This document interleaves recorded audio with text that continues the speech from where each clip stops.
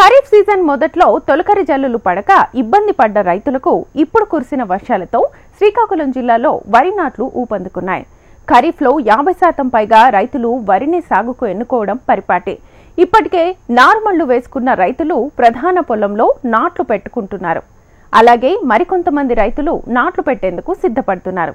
ఈ నేపథ్యంలో వరి నాట్లు ఎలా వేసుకోవాలో అన్న అంశంపై ఆచార్య రంగా వ్యవసాయ శాఖ రీసెర్చ్ స్టేషన్ రాగోలు సీనియర్ శాస్త్రవేత్త డాక్టర్ సత్యనారాయణ రైతులకు మరిన్ని మెలకువలను సూచిస్తున్నారు. అవేంటో తెలుసుకుందాం. బెంగాల్ నాటు ద్వారా కూడా నాట్లు జరుగుతోంది. ఈ బెంగాల్ నాట్లు ప్రధానంగా ఏంటంటే 18 నుంచి 20 రోజుల్లో వయసున్న నారుని మన సాంప్రదాయక విధానంలో 30 రోజుల నాటుతాం. ఇందులో 18 నుంచి 20 రోజుల నారుని దాదాపుగా మనకు ఒక 20 పోగులతోటే దూరంగా లైన్లో నాటుకోవటం అనేది మనం చూస్తున్నాం. ఈ విధంగా చేయటం వల్ల తక్కువ వయసు ఉన్నటువంటి నారు నాటడం వల్ల ఎక్కువ పిలక చేసే అవకాశం ఉంటుంది. అలాగే ఎప్పుడైతే లైన్లో ప్లాంటింగ్ జరిగిందో మనకి లైన్లో కూడా ఈ కలుపు యాజమాన్యాన్ని అంటే ఈ కలుపు యంత్రాల ద్వారా కలుపుని తీసుకోవడానికి ఆస్కారం ఉంటుంది. ఈ విధంగా అటు తక్కువ లేబర్ తోటే ఎక్కువ మనకి సాగు అనేది త్వరగా చేసుకోవడానికి ఈ బెంగాల్ నాట్లో అవకాశం ఉంది. దీన్ని కూడా ఇటీవల కాలంలో గోదావరి డెల్టా ఇతర ప్రాంతాల్లో బాగా విస్తృత స్థాయిలో లక్షల ఎకరాల్లో సాగు చేస్తున్నారు.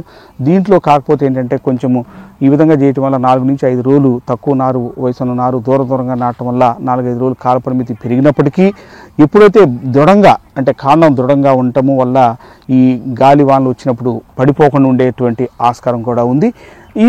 దీంతో పాటు కూడా ఇటీవల కాలంలో మనం MSRI అంటే మిషన్ ద్వారా నాటు కూడా మనం చూస్తున్నాం. ఇది కూడా మనకి ఎక్కడ అవకాశం ఉంటే అక్కడ ఈ యంత్రాల ద్వారా నాటు రైతు చేయడానికి ప్రయత్నం చేస్తున్నారు.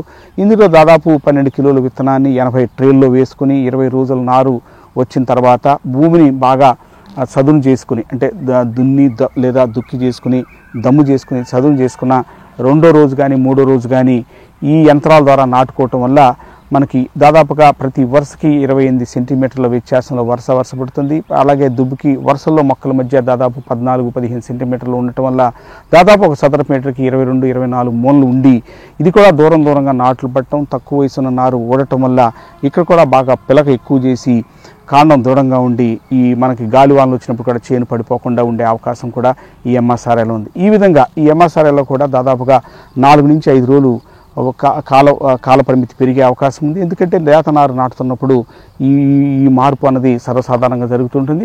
ఇది ఈ విధంగా అటు సాంప్రదాయక నాటు కానీ యంత్రాల ద్వారా నాటు కానీ లేదా బెంగాల్ ఊడుపులో నాటు కానీ రైతు మెళుకులు పాటించి సాగు చేసినట్టయితే సాగు ఖర్చు గణనీయంగా తగ్గటం మనం చూడగలుగుతాం. అలాగే దిగుబడులు కూడా గణనీయంగా పెరిగేందుకు ఆస్కారం ఉంటుంది.